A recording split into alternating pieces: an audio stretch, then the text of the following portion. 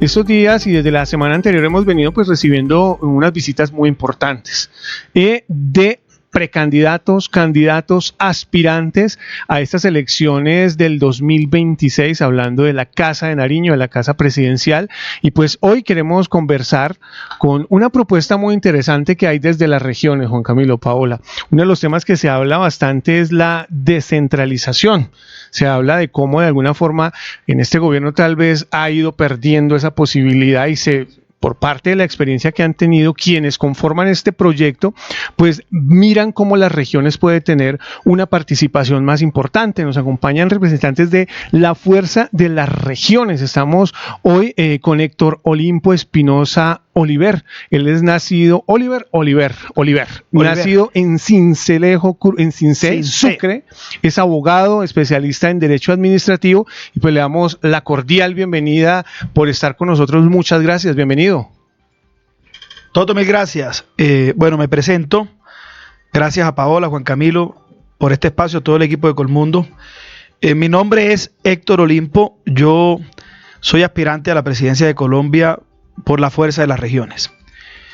Nosotros somos un equipo convencido que es posible gobernar a Colombia desde un modelo diferente. Y si no elegimos un líder diferente para que gobierne con un modelo diferente, no tendremos un país diferente y no vamos a poder resolver los problemas que tenemos. ¿Y cuáles son los principales problemas que tenemos? Los principales problemas que tenemos son de desigualdad y de pobreza, de violencia y de inseguridad, de garantías y de oportunidades. Entonces, cuando tú te pones a revisar cómo resuelves eso y por qué pasa eso en Colombia, y por qué nos han gobernado gente de la izquierda y gente de la derecha y gente de una cosa y gente de la otra, y el país como que no pasa mucho. Pues en los últimos años algunas cosas tienden a empeorar. Tú dices, ¿qué pasa? ¿Cuál fue la gran diferencia entre Bolívar y Santander? Juan Camilo. Estamos hablando del centralismo y federalismo, ¿no? El modelo como se gobernaba Colombia. Detrás de eso se escondía la intención de que las regiones de Colombia se desarrollaran de manera simétrica, que crecieran de manera simétrica, que cada una pudiera desarrollar su riqueza, su potencial, que no tuviesen que pedirle permiso para todo al gobierno central para poder desarrollar sus iniciativas, sus proyectos, sus relaciones con el mundo comercial, ¿sí? Y explotar sus yacimientos, sus puertos, explotar los hechos económicos generadores de riqueza. Con ese conflicto nacen las guerras en Colombia, ¿sí? Por una época fuimos federales, pero hace 100 y pico de años somos centralistas. Y mire lo que ha pasado, el balance que tenemos.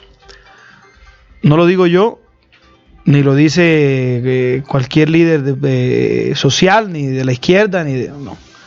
Lo dice la ONU. Somos la tercera nación más desigual del planeta. ¿Y usted cree que esa desigualdad es general? No es general. Esa desigualdad es regional. Hay una brecha regional. La zona andina, el centro de Colombia, donde se ha concentrado el poder político en Colombia, vive como Chile, o como Uruguay, o como Costa Rica, mientras el Pacífico y el Caribe y la Orinoquía, donde vive el 50% de los colombianos, viven como Perú, como Bolivia o como Haití. De acuerdo. ¿Sí? Entonces, el centro de Colombia, donde se concentró el poder político, concentró el poder económico. 10 puntos de pobreza multidimensional en el centro, 20 puntos de pobreza multidimensional alrededor. Colombia creció como una mandarina. La pulpa en el centro, la cáscara alrededor. La mitad de los colombianos viven en la cáscara y la otra mitad viven en la pulpa. Entonces, el problema de desigualdad en Colombia, del que nace buena parte de nuestro conflicto armado, es un problema regional, no es un problema general. Bien. Y tiene que ver porque el exceso de poder del gobierno central le quitó a las regiones la iniciativa, tiene anclada la iniciativa de las regiones, no las deja expresar su riqueza, no las deja expresar su vocación, no las deja crecer. Y por lo tanto, se concentró la pobreza en las regiones. Mire qué cosa tan paradójica. ¿Dónde tienen acumulada la prosperidad las naciones del mundo? En el litoral, al lado del mar. Están las ciudades más prósperas, las regiones más prósperas. Colombia es la única nación del mundo que tiene la pobreza acumulada en el Pacífico y en el Caribe, en el litoral. ¿Sí? De acuerdo. Me surge aquí algo que, pues, escuchando cuando hablan de la propuesta de la reforma a la salud, y voy a volver ahí, se habla de cómo, especialmente parte de lo que es la oposición, habla de cómo no sería conveniente entregarle control de recursos a gobernadores, a alcaldes, pero usted con lo que me habla de llevar ese manejo de recursos a gobernadores, alcaldes, parece que fuera un poco en contravía estas dos propuestas, o me estoy equivocando, o qué le podemos decir a quien le surge la duda, doctor. No sé qué parte de la oposición es una de las cosas que está hablando de eso. Al final siguen las tensiones que habían entre Bolívar y Santander, entre si darle más poder al territorio o menos poder al territorio. Nosotros somos absolutamente radicales en eso. Nosotros queremos llegar al poder como la fuerza de las regiones. No es para darle más poder al presidente, sino para quitarle poder al presidente. En un gobierno donde el 80%, 82% de los recursos los maneja el gobierno central, donde el 93% de los proyectos y casi todas las potestades políticas encabeza el presidente, hace que haya en Colombia una dictadura del gobierno central. Mire, cualquier iniciativa que sea para entregarle más poder a la región, bienvenida. ¿Por qué? Porque los territorios están ávidos de poder. No puede ser que la Orinoquía no haya podido desarrollar sus grandes proyectos agroindustriales porque encuentra un obstáculo en el gobierno central. No puede ser que la costa no haya podido desarrollar su proyecto de Canal del Dique, su proyecto de La Mojana, sus plantas de aluminio, ¿sí?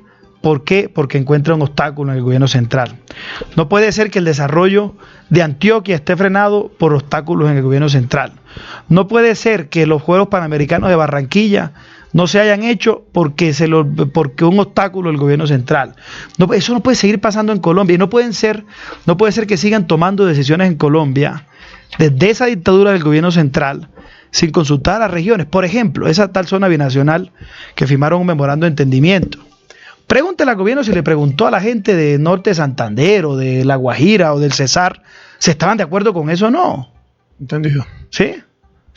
Gravísimo, supremamente grave. Toto, para terminar. Adelante.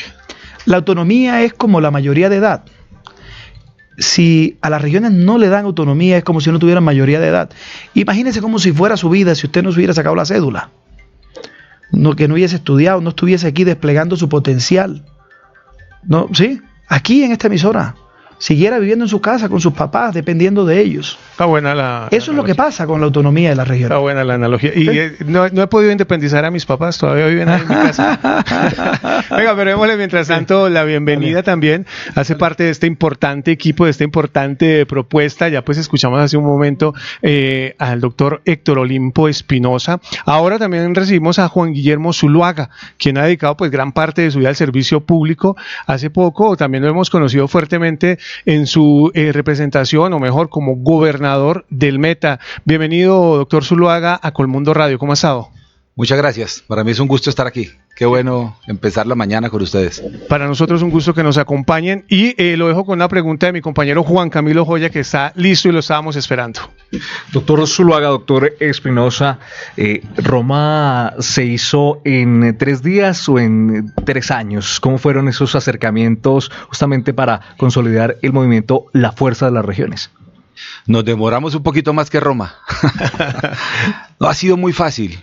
Antes de finalizar nuestro mandato, tal vez yo creo que esto surgió en Río Negro, en Antioquia, conmemorando un aniversario más de la Constitución de Río Negro, porque además hablaba del país federal.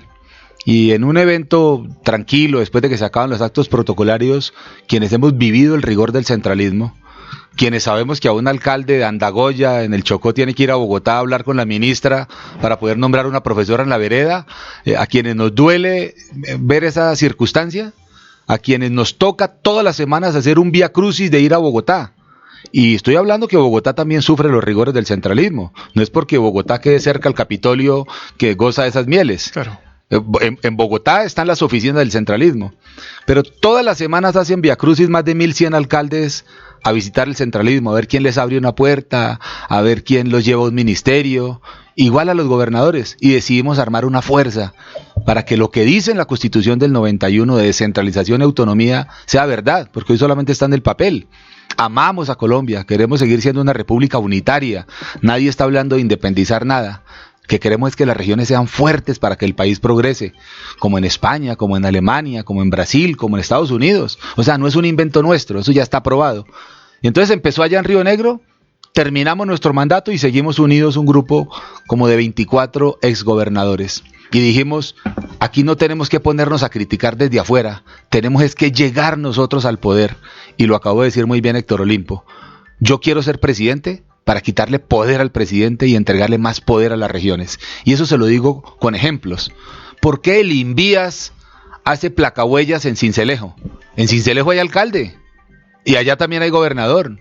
¿O por qué el DPS hace plazas de mercado en La Guajira o en Villavicencio? Allá hay alcaldes. Todas esas funciones de ese estado gordo, bonachón y derrochón las queremos recortar. Porque toda esa burocracia que se paga con los impuestos de la gente, esos impuestos deberían ser es para que tenga la gente obras, desarrollo, para meterle plata a las becas de los jóvenes que estudian. Entonces queremos recortarle poder al Estado para entregárselo a las regiones. Ahí surgió la idea y aquí estamos. Hoy somos cuatro personas que tenemos la experiencia, la capacidad, pero también los pantalones y el carácter para lo que viene. Porque aquí no solamente vamos a hablar de autonomía y descentralización, aquí hay una crisis en el tema de seguridad alarmante. Anoche estábamos con Héctor Olimpo en el Congreso viendo imágenes desgarradoras de la familia de Miguel Uribe, pero Miguel Uribe es el líder número 75 que asesinan en este año, en el 2025, y son centenares de soldados, policías y campesinos, porque hoy los criminales tienen tomado el país. O sea que no es solamente descentralización, autonomía, sino carácter para enfrentar esas circunstancias. Precisamente ustedes están hablando de un proyecto que tiene esa iniciativa de descentralizar y justamente a partir de ahí, ¿cómo se puede enfrentar la situación de orden público tan difícil que está viviendo el país, que justamente en varias regiones están siendo confinados o están siendo desmovilizados, no pueden ni siquiera movilizarse para ir a comprar alimentos? Desde ese proyecto que ustedes tienen, ¿cómo se enfrentaría esta situación? Si me quiere contestar, señor Héctor. Inicio dándote la siguiente respuesta. Hay una maldición en Colombia. Son los cultivos de coca. Esa es la maldición de nuestro país. Las puertas del infierno, o sea, eso. ¿Sí? La maldita coca. ¿Sí? Y nos hemos equivocado en buena parte de nuestra historia en el tratamiento que le hemos dado a eso. Primero comenzamos persiguiendo a los peces gordos. Dimos de baja a Escobar, dimos de baja a Gacha y a otros más y extraditamos al cartel de Medellín en la década de los 90. ¿Cierto? Al cartel de Cali, perdón, a los hermanos Rodríguez Orejuela y otros más. Luego se intentó la fumigación a principios de siglo, funcionó parcialmente. La fumigación funcionó parcialmente. Pasamos de 100 y pico mil hectáreas a 50 y pico mil hectáreas y bajaron los niveles de violencia en Colombia. Y en el 2013, en el gobierno de Santos, en el que Juan Guillermo y yo trabajamos, dicho sea de paso, y tenemos que reconocer, en mi caso, tengo que reconocer esto, nosotros dimos 2 pasos hacia adelante y 1 hacia atrás, como la procesión de Semana Santa de Tolú, que caminan 2 pasos hacia adelante y 1 hacia atrás. ¿Sí? ¿Por qué? Porque se hizo la paz con la FARC. A mí me pareció, es un hito muy importante a la historia de Colombia. Se le desmontó el letrero a la FARC y se le quitó la categoría de política en que les permitía andar por el mundo diciendo que era un gran grupo político. A mí me parece que eso, con todos los esfuerzos, salió bien. Pero ¿por qué no se concreta la expectativa de la paz? Porque se cometió un error. Se dejó de fumigar. Y empezaron a disparar los cultivos ilícitos. Hoy tenemos, después de 15 años, 30 veces más hoja de coca. Pasamos de 50 y pico mil hectáreas a casi 300.000 hectáreas. Y de una cosecha años a 4.5 cosechas años. Tiren números, saquen cuenta. Eso me da como 27, 28 veces más. Y se han devastado 500.000 hectáreas de bosques en nuestra Orinoquía y nuestra Amazonía. ¿Sí? Un desastre ambiental, pero también un desastre para la salud pública. Se disparó el consumo en Colombia. Y el exceso de oferta de coca ha aumentado el consumo en las ciudades y están los padres de familia desesperados porque tienen al jíbaro parado en la puerta de los colegios, parado en la puerta de los parques, parado en la puerta de los escenarios deportivos, las pandillas y la gente azotada en los barrios porque necesitan venderle esa droga a alguien en cualquier presentación. En cualquier presentación. Entonces, si no acabamos con esos cultivos, no vamos a ser capaces de entregarle a este país una realidad diferente. Esos cultivos hay que acabarlos como sea. ¿Sí? Como sea hay que acabarlos. Hay muchas alternativas. Se han probado. La única que ha funcionado es la fumigación, la aspersión. Tenemos que ser capaces de buscar alternativas como reactivar la aspersión o el control biológico, que son unos hongos que se están utilizando para controlar malezas en otras partes del mundo y está comprobado que se comen la hoja de coca. Entonces tenemos que usar control biológico, fumigación, seguir con los programas de sustitución, los que están funcionando, ¿sí? Erradicarlo a cualquier costa, pero si nosotros no acabamos con esos cultivos de coca, el problema no lo vamos a resolver. No podemos seguir persiguiendo peces, tenemos que quitarle el agua al pez. Mire lo que pasa con Otoniel. Hace 2 años celebramos la captura y extradición de Otoniel, jefe del Clan del Golfo, mayor organización narcotraficante de Colombia. ¿Y qué pasó? Nada. O sea, el Clan del Golfo pasó de estar en 100 y pico municipios a 500 y pico municipios según la Fundación Ideas para la Paz. Sí, extraditamos a Otoniel, pero el Clan del Golfo siguió creciendo. Entonces la solución es seguir cogiendo peces. No, hay que acabar con la raíz del problema que son esos benditos cultivos. 1 hectárea más de coca. Óigame. Es una dosis más de violencia, de sufrimiento, es más reclutamiento para las familias campesinas de Colombia, más consumo en las ciudades, más violencia en las ciudades. Y termino con lo de Miguel Uribe. Cuando uno ve el cuadro de Miguel Uribe, la escena de Miguel Uribe es la escena de la coca, de la historia de la coca en Colombia. Nos confirman que es la segunda Marquetalia que financió eso. ¿Cuánto costó eso? 1.000, 2.000 millones de pesos. ¿De dónde salió la plata? De los cultivos de coca. ¿Quién ejecutó ese asesinato en Bogotá? Las bandas que están relacionadas con los cultivos de coca que hacen la distribución en Bogotá, que manejan el microtráfico y las ollas. ¿Y quién lo materializó? Uno de los muchachos que hacen parte de esas pandillas y que tienen reclutadas las ollas y que están en esas dinámicas. El 80% de los delitos en Colombia tienen una relación con jóvenes y droga. Entre esos el de Miguel. Y eso se ha venido exacerbando por la alcahuetería, la complicidad con el tema de la coca.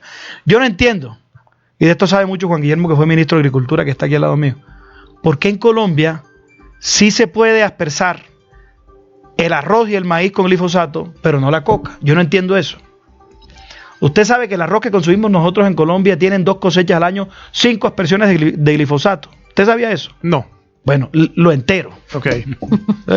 Entonces, sí el arroz, sí el maíz que no comemos, pero no la coca. Yo digo, hay una relación de complicidad. O sea, parece, o digamos, hay una relación de complicidad abierta, o los narcos le pagaron a unos técnicos para que emitieran unos conceptos favorables a ellos, pero realmente ese es el núcleo de nuestro problema. De acuerdo. La fuerza de las regiones, la propuesta política que busca justamente reducir la dictadura del gobierno central, doctor Zuluaga. Pero en ese sentido, ¿eso ya no se estaría enfrentando con el sistema general de participaciones y con la ley de competencias? No.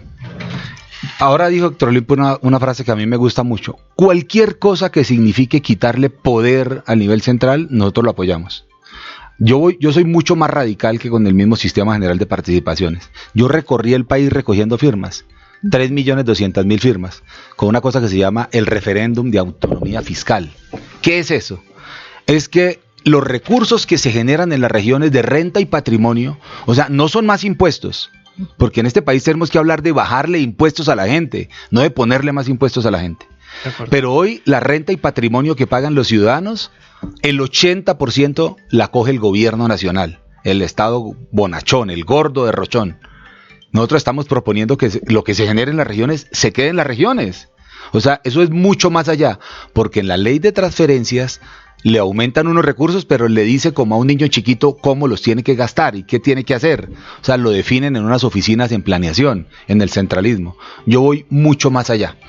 Pero permítame, me atraso 30 segundos de una cosa que estaba diciendo Héctor Olimpo ahora que me parece muy importante, complementar lo que se tiene que hacer para combatir la delincuencia y la criminalidad desde la presidencia, porque el presidente de la República es el comandante en jefe de las fuerzas militares y debe ejercer. Un presidente que no le baje la moral a los soldados y a los policías, un presidente que no ponga a los bandidos por encima de nuestras fuerzas. ¿Y qué tenemos que hacer? ¿Qué debe hacer un presidente para no afectar las regiones? ¿Qué es lo primero que vamos a hacer nosotros el día 1? Si Dios me permite a mí, y estamos en franca competencia con mis compañeros a quienes quiero y aprecio tanto, pero si soy yo el que soy elegido en noviembre, yo no voy a hacer una fiesta de posesión. El 7 de agosto es una jornada de trabajo con alcaldes y gobernadores. Es el primer día de trabajo. Pero lo primero que voy a hacer es acabar con la política de paz total.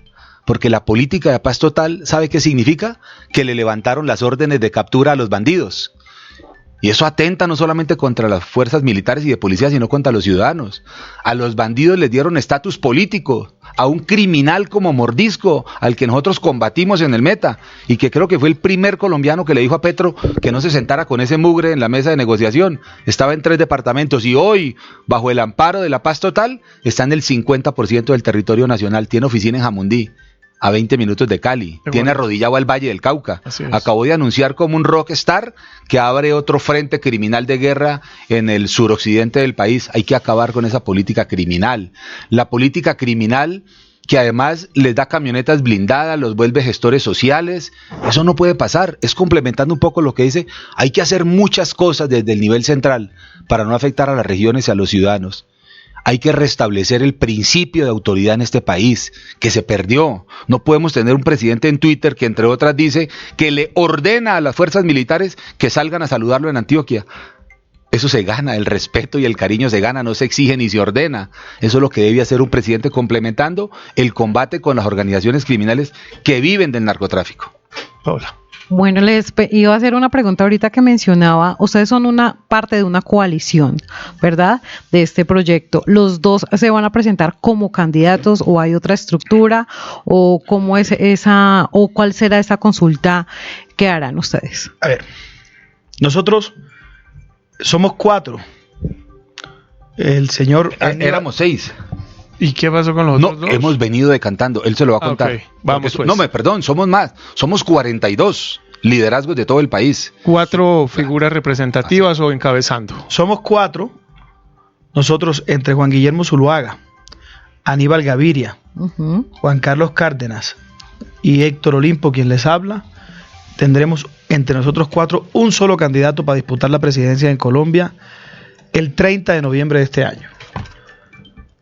Nos íbamos a inscribir ayer, con ocasión de la muerte de Miguel decidimos aplazarlo una semana por consideración y el día martes próximo nos vamos a inscribir en un movimiento político, en un grupo político que se llama la Fuerza de las Regiones, ¿sí? Que tiene como factor de cohesión la lucha por las autonomías regionales. Ahora, ¿cómo vamos a escoger el que vaya mejor de nosotros? Ya tenemos una metodología acordada internamente. El que esté mejor a finales de noviembre será quien represente nuestras ideas en la lucha por la presidencia de Colombia. ¿Quiénes nos respaldan? Un grupo de 45 exmandatarios de Ciudad Capital y exgobernadores que acompañan esta iniciativa. De hecho, éramos 2 grupos antes, el de los exgobernadores y los exalcaldes. En junio nos sentamos, entendimos nuestras coincidencias y dijimos, armemos una sola cosa entre nosotros, que tenemos banderas comunes. Éramos 6 precandidatos, nos hemos ido depurando, quedamos 4.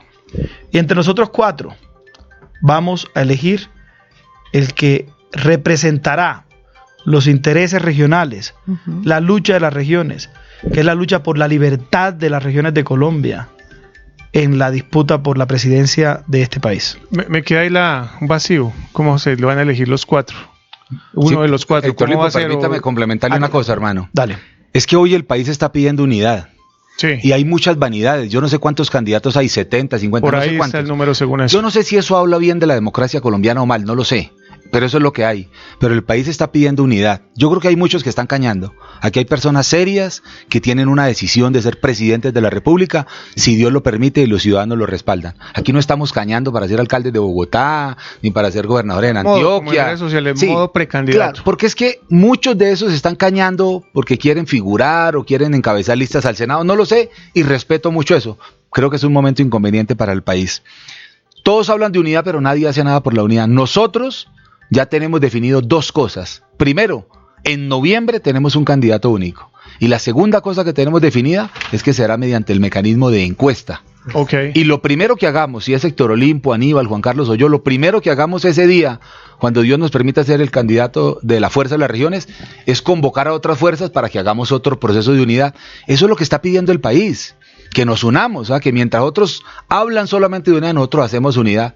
Cuando éramos 6 dijimos una cosa a los colombianos, fuimos los primeros que marcamos ese camino en Colombia. No somos 6 más, somos 5 menos. No somos más aliños para el sancocho nacional, somos menos. En noviembre tenemos 1. Esta es la fuerza real, que no viene originada de casas políticas, ni de élites políticas, ni de situaciones de esas. Aquí yo no tengo ninguna jefatura de ningún tipo. Aquí hay una campaña que vamos a hacer en las calles y recogiendo firmas. Y queremos ser la alternativa para el país, alejada de los extremos que le hacen daño. Los incendios no se apagan con gasolina, pero sí con carácter y firmeza. Y no disfrazándose de bravucones. Entonces, esto es con carácter una y decisión. encuesta, teniendo en cuenta que hay ley de encuestas que estamos estrenando, vamos a ver cómo van a encajar ahí, estaremos muy atentos con ese proceso. Juan Camilo. Una propuesta recurrente, bajar los impuestos, doctor Espinosa, pero ¿cómo llegar a la Casa de Nariño y enfrentar el déficit de este gobierno en materia fiscal? Bueno, a ver, el tema tributario está medio inventado en el mundo, ¿sí?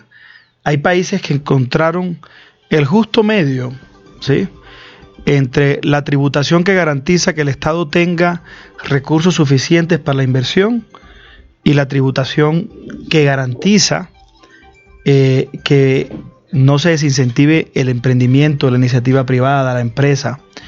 ¿Sí? Ese justo medio, ¿sí?, lo tienen los países de la OCDE, de las que Colombia hace parte, y tienen unos promedios de cuánto se debe cobrar por IVA, de cuánto se debe cobrar por industria y comercio, de cuánto se debe cobrar por renta, de cuánto impuesto al patrimonio, de cuánto, en fin, de cuánto de predial. Yo digo que nosotros, esa decisión es una decisión mucho más técnica. ¿Qué es lo que le ha funcionado a otras naciones? Buscar esos justos medios. No podemos desfinanciar el Estado, pero tampoco podemos desincentivar la generación de riqueza en Colombia. Y tenemos que ser capaces de encontrar en ese estudio de los países de la OCDE los justos medios que Colombia requiere, y también la redistribución de las rentas en el territorio. No puede ser que los departamentos de Colombia sigan viviendo del vicio solamente, y que las fuentes de tributación más importantes del país las tenga concentrado el gobierno central, el impuesto a la renta y el IVA, por ejemplo, ¿sí? Y que las regalías que la Constitución dijo, pues las regalías, que es un impuesto a la explotación de mineroenergética, se llama de otra manera, pero no es sino un tributo, ¿sí? Y la Constitución dijo que era de las entidades territoriales, y a punta de decretos y reformas se ha ido apropiando de ellas y de su control el gobierno nacional, en esta dictadura que tenemos del gobierno del centro. Entonces es cómo buscamos el justo medio y cómo redistribuimos mejor esa tributación en el territorio. Colombia es la única nación del mundo donde las entidades territoriales no tienen participación en el impuesto de renta, por ejemplo, ¿sí? Entonces es un tema de cuánto es la tasa de tributación y cómo distribuimos esa tributación en el territorio. ¿Qué necesita este país para crecer? Económicamente, confianza. Está demostrado, eso es una cuestión muy simple, Juan Camilo. ¿Sí? Los economistas, tanto de izquierda, de derecha, de todas las tendencias, se pusieron de acuerdo en una cosa. Dijeron, la única forma que una economía crezca es que haya inversión. Entonces, requisito del crecimiento de la economía es que haya inversión. Y la única forma que haya oportunidades para la gente y se pueda luchar contra la pobreza es que la economía crezca. Entonces, lucha contra la pobreza y la desigualdad, que la economía crezca. ¿Sí? Para que la economía crezca tiene que haber inversión. Y la inversión tiene un requisito. Se llama confianza. Y la confianza la dan la seguridad jurídica y la seguridad física. Mientras que tengamos este problema de narcotráfico y de violencia en Colombia y la complicidad del gobierno central con estos fenómenos de violencia o la falta de contundencia, no vamos a tener la inversión que necesitamos para crecer lo que podemos crecer y poder entregarle a la gente otras condiciones de vida. Entonces, si nosotros le damos seguridad jurídica, le damos seguridad física, pero además buscamos el justo medio de la tasa de tributación y redistribuimos mejor la tributación en el territorio, este país no va a tener el problema fiscal que hoy tiene, y va a tener no solamente dinero suficiente, va a tener generación de riqueza que va a generar los tributos que se necesitan para poder hacer las inversiones públicas. A mí me da mucha risa a veces cuando yo escucho hablar de unas tasas de tributación que son abrasivas con el emprendedor y con el empresario. ¿Por qué? Porque es así de simple. Usted me acaba de brindar un vaso con agua, pero antes de meter el agua acá, usted tuvo que llenar la jarra. Y antes de llenar la jarra de agua, hay todo un proceso de gente que cogió esa agua, la purificó, la metió por un tubo, la empacó en la jarra, ¿cierto? Hay todo un proceso. O sea, el agua no cayó sola aquí en el vaso, ¿sí?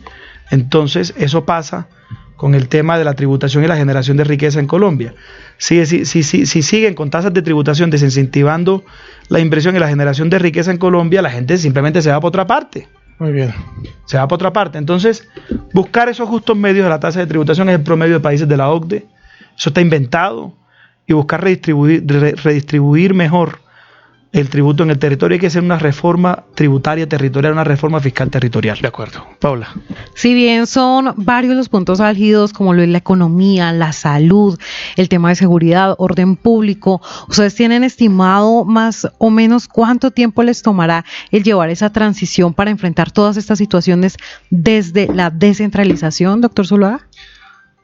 Hay quienes han hecho estimaciones un poco exageradas, diría yo, pero no solamente por temas de descentralización, sino por las condiciones en que se va a recibir el país. Hace poquito vi un debate, un foro ahí como de expertos, y decían que después de lo que está pasando, no solamente por el tema fiscal, sino por la crisis en la salud, por la sombra del apagón que vamos a tener, que se iban a necesitar mínimo entre 2 y 3 periodos presidenciales. O sea, miren la gravedad de lo que estamos hablando. Eso significa que el país va a tener que pegarse unos apretones y unos sacudones muy duros. Por eso nosotros decimos que el momento que está viviendo el país no es para aprendices. Necesitamos gente que distinga qué es un decreto o una resolución. O sea, manejar temas de presupuesto público, manejar relaciones con el Congreso, relaciones con las altas cortes, este no es un tema para aprendices.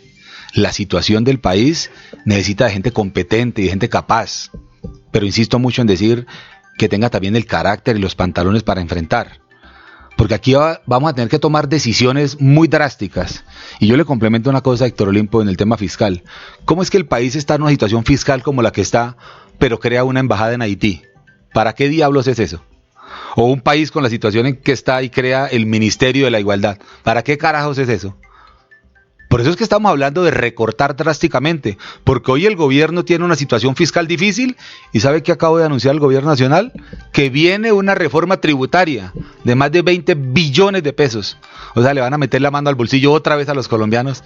Eso es indolente. Aquí hay que frenar dos cosas, ese chorro por donde se roban los recursos en la corrupción y el gasto exagerado que hace el Estado gordo y derrochón. Entonces lo que tenemos es que tomar las decisiones, que lo tenemos previsto nosotros, en recorte del derroche del Estado para contribuir. En vez de poner a que sean los ciudadanos los que se sacrifiquen, que sea el gobierno. Es recortar embajadas innecesarias, consulados innecesarios, que solamente lo hacen para poner amigotes en esos cargos. Entonces esa situación en que se va a recibir el país, que algunos están hablando de 2 y 3 periodos, yo no quiero ser tan pesimista. Aquí tenemos que montar unos equipos muy competentes, tener la capacidad de la concertación. Necesitamos un presidente con sensatez, con sentido común, con inteligencia, con muchas cosas, hasta con temor de Dios.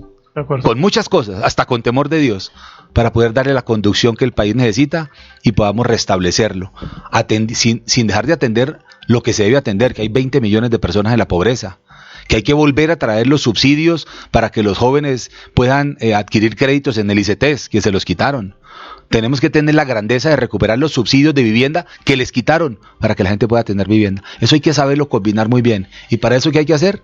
Gente que sepa, que tenga esa capacidad. Ese es el camino que nosotros estamos proponiendo a los colombianos. Tengo que contarles algo. Me están diciendo que no me los vuelven a traer por acá si no los libero ya. Muy buena la conversación. Sabemos que tienen otros compromisos. ¿Sabe para qué es? Para que nos vuelva a invitar. Claro, pues para que dejemos más temas. Eso es importante para Muchas nosotros. gracias. Sé que hay mucho que hablar, tienen una propuesta muy interesante, creo que diferente al menos a lo que hemos venido escuchando, porque siempre pues nos hablan de recuperar el país, de unas situaciones que ya como que esos discursos los hemos oído, de alguna manera pues me llama mucho la atención en lo personal la propuesta que traen, sería muy interesante volver a contar con ustedes. Y yo creo que los ciudadanos están esperando eso, sí. Porque hay otros que solamente se dedican a insultar, a agraviar, a difamar, y qué buena esta conversación. Ojalá podamos tener la oportunidad nuevamente de estar aquí. Antes de despedirnos, yo quiero reforzar el argumento de Juan Guillermo sobre la experiencia exitosa en gobierno previa para poder gobernar. De acuerdo. La persona que se posesione como presidente de Colombia tiene que llegar a gobernar, no puede llegar a aprender a gobernar. Ejemplos les tengo muchos de que han llegado sin la experiencia y se les fue el primer año, los 2 primeros años mientras aprendían. Y también los que llegaron con experiencia, que llegaron desde el primer día a gobernar. Me voy a dedicar a los últimos 50 años de la historia de Colombia. Un gobierno muy importante, el de Alfonso López Miquelsen, había sido previamente gobernador del Cesar. Fue un buen gobierno en Colombia, el gobierno de Barco, ya había sido alcalde de Bogotá. Fue un buen gobierno el gobierno de Gaviria, que Gaviria ya había sido alcalde de Pereira. Fue un buen gobierno, sin duda, el gobierno de Álvaro Uribe. Ya había sido gobernador de Antioquia y creo que estuvo como alcalde de Medellín un tiempo también, o encargado o algo así. Encargado. Sí, encargado alcalde de Medellín. ¿Sí? Voy a ponerles esos 3 ejemplos de los últimos 50 años de Colombia. De gente que ya tenía experiencia de gobernar y que llegaron a gobernar, no llegaron a aprender cómo se gobernaba. Entendía la actividad del gobierno. Y voy a ponerle ejemplos por fuera. Está de moda Nayib Bukele ahora en el mundo. Bukele llegó desde el primer día a gobernar, pero ya había sido alcalde de su pueblito chiquito, un pueblito chiquito de El Salvador, y después de alcalde de la ciudad capital. El hombre llegó a la presidencia, ya sabía gobernar. ¿Sí? Entonces, ese tema de la experiencia es demasiado importante. Vea, yo fui alcalde de mi pueblo a los 26 años. ¿Sí? Mi primera experiencia como gobernante. Yo soy de Cincé, Sucre, les conté. Y yo llegué y había sido ya abogado, tenía 2 especializaciones en gerencia pública y derecho público, había sido asesor del IDU, asesor de los canales privados aquí, de jurídico y tal, y yo llegué creyendo que yo sabía. Le confieso, yo llegué a sentarme en el despacho, no tenía ni idea de nada, lo aprendí en el ejercicio, y esa fue mi primera experiencia de gobierno. Entonces quiero, digamos, reforzar este argumento de gente que tenga experiencia exitosa de gobierno. Muy bien. Debe ser quien gobierne Colombia. Doctor Zuluaga, ya para despedirnos, algo que se nos quede ahí, donde los pueden conocer un poco más, conocer del proyecto, recordarles el partido, por cómo están en redes sociales, todo lo relacionado, agradecerle su presencia también. A usted le agradecemos mucho la invitación. Nos encuentran como la fuerza de las regiones.